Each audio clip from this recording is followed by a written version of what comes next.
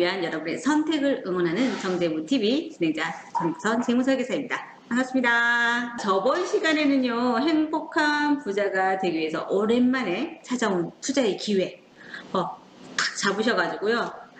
지금 바로 투자 시작하세요 라는 그 주제로 이제 안내해 드렸는데요.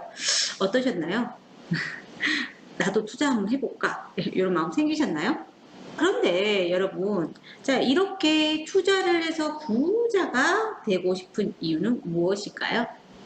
열심히 일해가지고 돈을 막 모아가지고 우리는 투자를 하는 것은 행복하게 살기 위해서 아닐까요? 최종의 행복한 삶을 풍족한 은퇴 생활을 위해서가 아닐까 싶습니다. 자, 그래서 10년 넘게 제가 재무 상담을 하다 보니까 경험한 은퇴 자금을 확보하는 방법에도요, 세대별로 다른 방법으로 준비하셔야 효과적이더라고요. 그래서 오늘은 어떻게 모으는 것이 효율적이고 효과적인지에 대해서 지금부터 시작해 보겠습니다.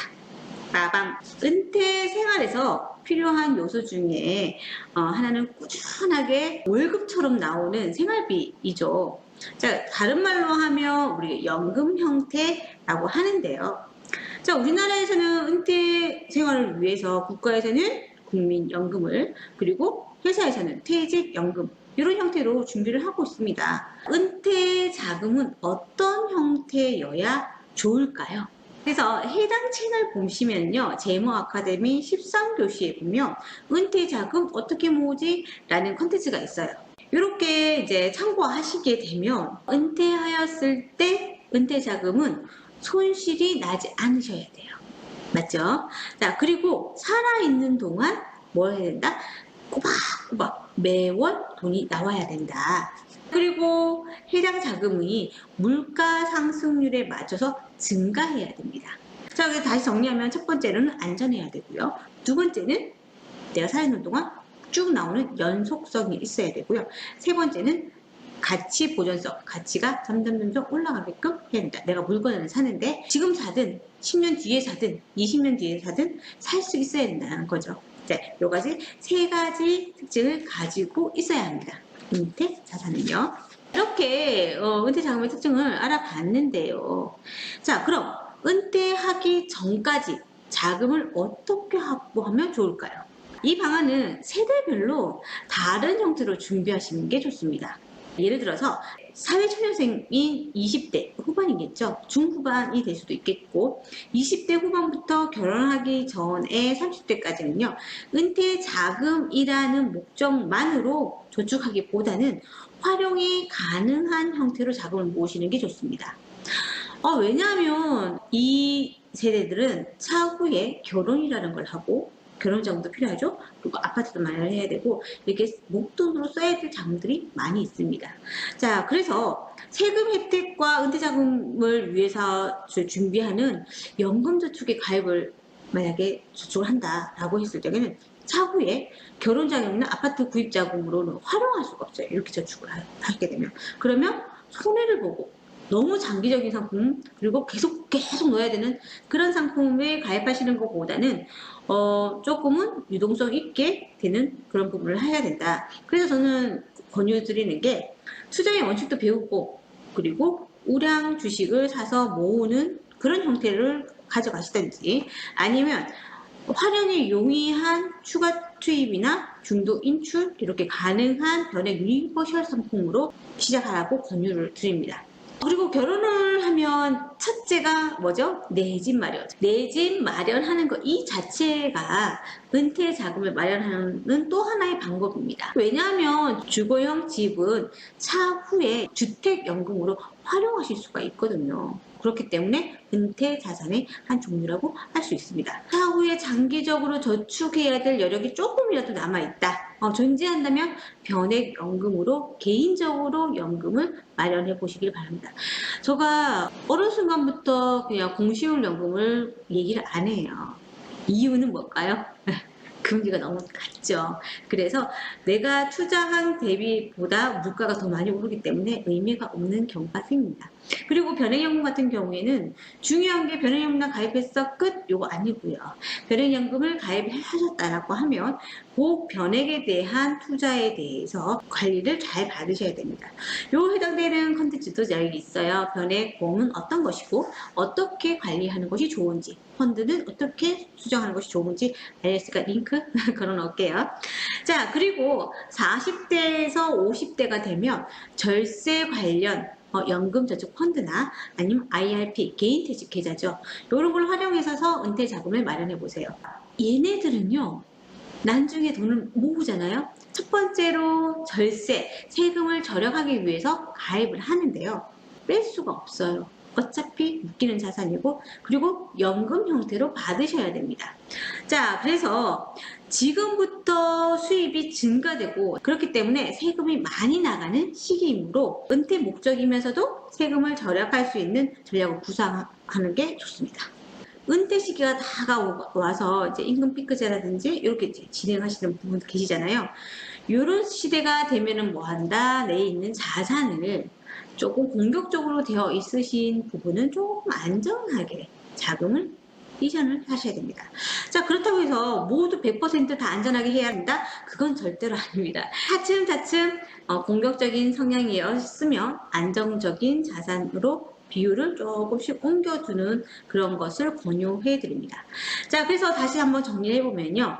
20대에서 30대까지는 뭐 한다? 은퇴 자금이라는 목적만으로 하지 않고 활용이 가능한 형태로 우량 주식을 산다던가 아니면 변액 유니버셜로 가입을 한다.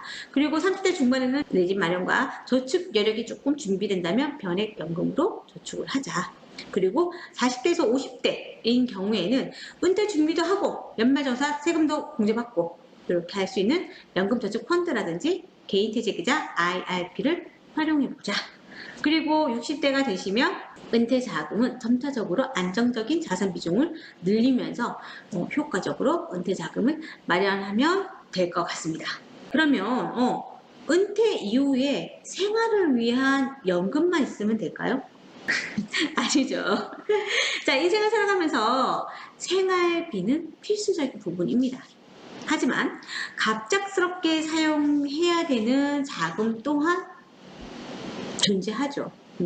자, 예를 들어서 건강이 안 좋아졌을 때 갑작스럽게 병원비가 들어간다던가 혹은 결혼한 자녀에게 자금을 조금 내가 내 마음에 쓰고 싶을 때 혹은 지금 현재 거주하고 있는 은퇴 이후에 생활을 하고 있는 이 집이 노후화돼서 수리를 해야 될 때 혹은 누군가에게 배상을 해야 될 때 이러하게 갑작스럽게 목돈이 필요할 때가 있습니다.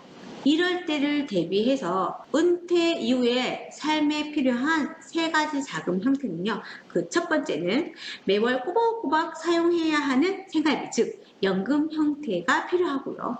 두 번째는 건강이 안 좋아졌을 때 병원비를 사용하기 위해서 보장보험을 잘 가입하거나 아니면 의료비 통장을 마련해 두시는 게 좋겠죠. 그리고 세 번째는 갑작스럽게 목돈이 텅 사용해야 될 때가 있으니 목돈의 여유 자금이 안전하게 준비되어야 하고요. 자, 이렇게 세 가지의 형태가 완벽하게 되었다 그러면 평온한 은퇴 생활이 될 수 있을 것 같습니다. 그리고 은퇴 이후에 은퇴 자금의 특징 중에 하나가 가치 보존성이었잖아요. 은퇴하고 생활비가 동일한 금액으로만 나온다면 이제 10년이 지났어요. 물가는 올랐는데 금액은 똑같이 생활비가 나와요. 어떨까요? 빡빡하겠죠. 그리고 20년이 지났어요.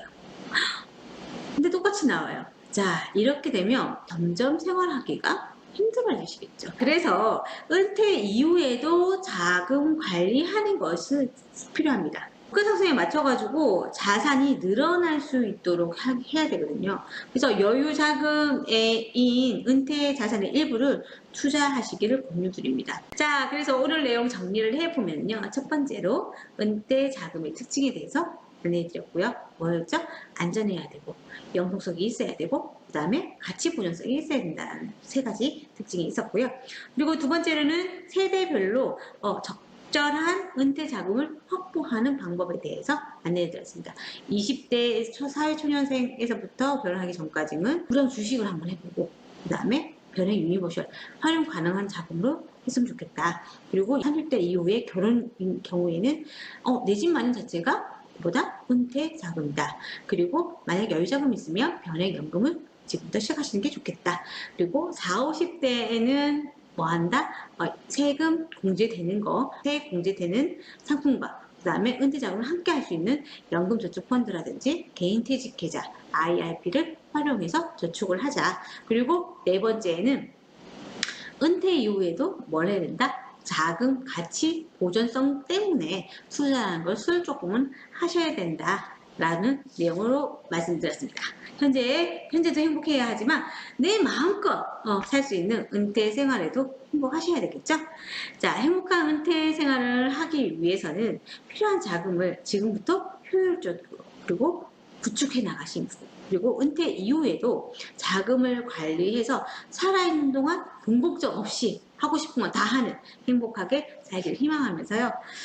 저번 주에 제가 지금 바로 투자 시작하세요 라는 컨텐츠로 제작을 했었잖아요.